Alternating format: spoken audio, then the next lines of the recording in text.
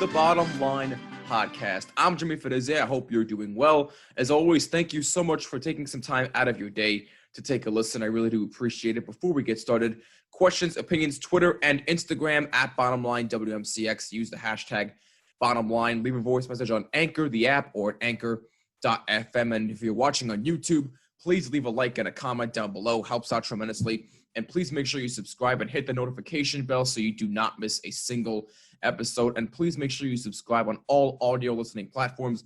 Just include Jimmy when searching for the Bottom Line Podcast. And boy, oh boy, do we have quite a bit to talk about in today's episode. Today is October 26th, 2020 at the time of this recording. Now, I know that there is football to discuss and there is a World Series to discuss because, boy, oh boy, we got an interesting series right there in baseball between the Dodgers and the Rays. Now, it's going to be mainly about that, but real quick, I just want to touch up on the NFL real quick because obviously, what a week in the NFL so far. We had a lot of great games and a couple of clunkers. I mean, the Jets being the Jets. I mean, listen, the fact that the Jets lost, they're 0-7, They suck. We know that. But the fact that they didn't even give up a touchdown to the Buffalo Bills, their field goal kicker, Bass, however the heck you say his name, I don't care.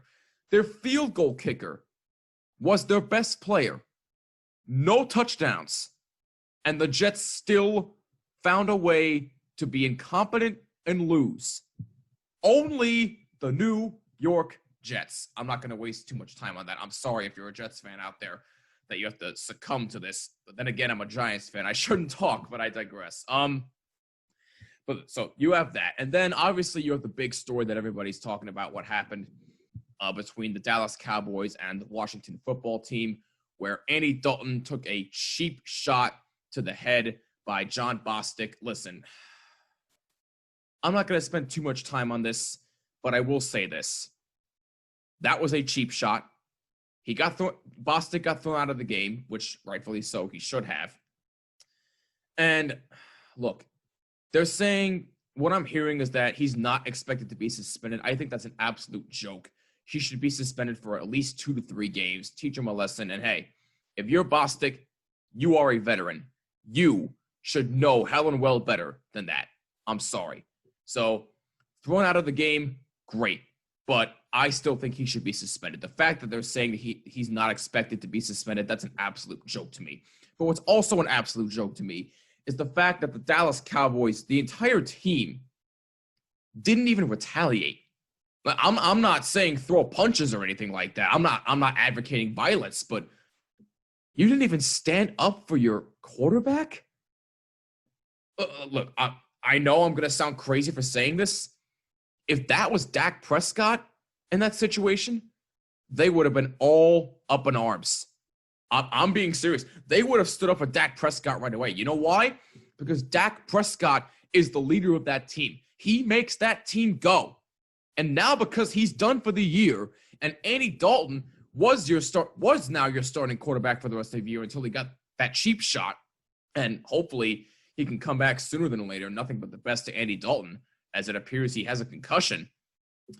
But listen, the fact that the Cowboys teammates didn't even try to stand up for Dalton, that's an absolute disgrace to me. If that was me, I would have been all up and in on Jon Bostic. I would have said, hey, that's my quarterback you took a cheap shot at. Enough is enough. I'm not going to stand for this crap. That is what the Dallas Cowboys should have done. Now, I will give Mike McCarthy this. He did show emotion in the press conference when he talked about it. He did show a bit of emotion, so I'll give him that. But when it first happened on the field, I would have been all in immediately. And the Dallas Cowboys did not do that, and it absolutely disgusted me to see that. Again, if that was Dak Prescott in that situation, a fight would have broken out. Now, again, I'm not advocating a fight. I'm not advocating violence, but at least stand up for your teammate. Stand up for your quarterback. He took a cheap shot to the head. It was inexcusable. It was an inexcusable hit. And if you're Jon Bostic, I'm really looking at myself in the mirror today, and I'm saying, you know what? That was a dirty hit. I'm a veteran. I should know better than that. And I'm pretty sure Ron Rivera told him that. But look, bottom line, the Dallas Cowboys are an absolute mess right now. They're 2-5 in the NFC least. I didn't think it'd get worse for Dallas, but unfortunately, it looks like it's going to be that way. The Dallas Cowboys are a joke, and this situation right here just proves that even further. The Dallas Cowboys should know better than this. Period. Bottom line. But enough about that. So now let's get on to the more positive things, because I like to go on a positive note here. We got ourselves a World Series here, ladies and gentlemen. I mean, my goodness. We got ourselves a competitive World Series. We pretty much have everything you could ask for. We have, we have challenges. We have people trying to steal home. We have a couple of errors. We have walk-offs. We've got home runs. You got everything you could ask for pretty much. We got great pitching.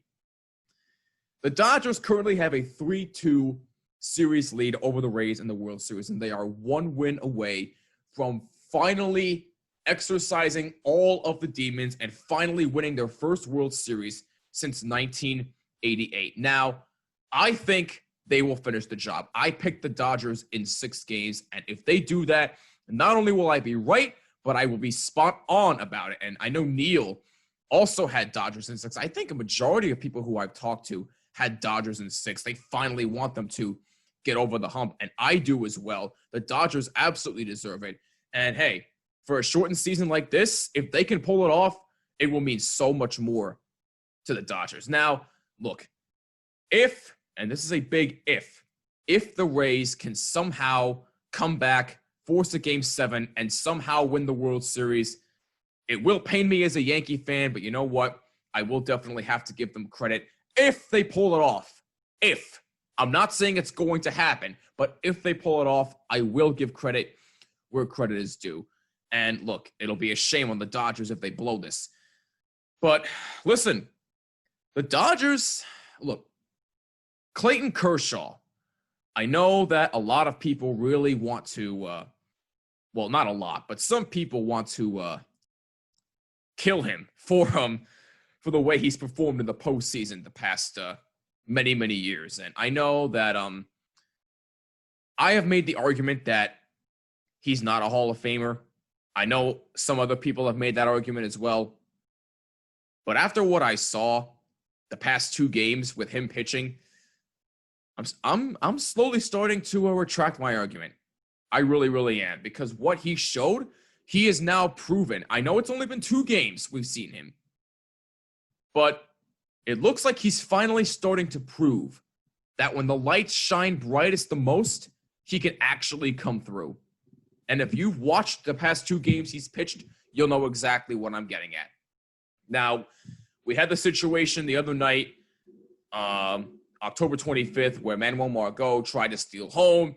Kershaw was blind. Because he's a lefty, he can't see the runner at third trying to steal home. So Max Muncy, the first baseman, warned him that he was going to steal home, and immediately he threw home. He was out. The Rays didn't challenge, and I thought that was a tremendous job by Max Muncy, not only to warn Clayton Kershaw, but to warn him just in time so that Kershaw could get out of that 4th inning. That was the key to that whole game, in my opinion. If Manuel Margot, if he's safe, the Rays probably come back and win that game. But because he was called out by an inch of home plate, the Dodgers were able to hang on, and they were able to win Game 5. Now, Game 6 is tomorrow night, October 27th, and it's going to be very, very interesting to see how this will play out. Now, Blake Snell is going to be starting for the Rays in Game 6, and the Dodgers, it looks like it's going to be a bullpen day for them, which is going to be a very, very interesting move. It looks like they're going to borrow from the Rays again and use an opener and then go to the bulk of their bullpen for the rest of the game. Will it pay off? Honestly, I do not know. I still think they can finish the job in 6. Like I said, I have them in 6 games, but who the heck knows? And like I said, if the Rays come back and force a Game 7 and somehow win the World Series, I will tip my cap to them, even though it will hurt me as a Yankee fan. But listen, if there's a Game 7, the Rays are going to go to Charlie Morton. And if that's going to be the case, what are the Dodgers going to do? Are they going to go to Kershaw on not that many days rest? Are they going to go to Walker Buehler, which would be my preference, because Walker Buehler looks pretty damn good out there. Are they going to go to the bullpen again? Who knows? Are they going to go to Julio Urias? Or Urias? Sorry if I'm saying that incorrectly. It's going to be very, very interesting what the Dodgers will do if there is a Game 7. But if that comes, then I'll certainly talk about it. But right now, Game 6, tomorrow night, October 27th, 2020 at 8 p.m. It's going to be very, very interesting.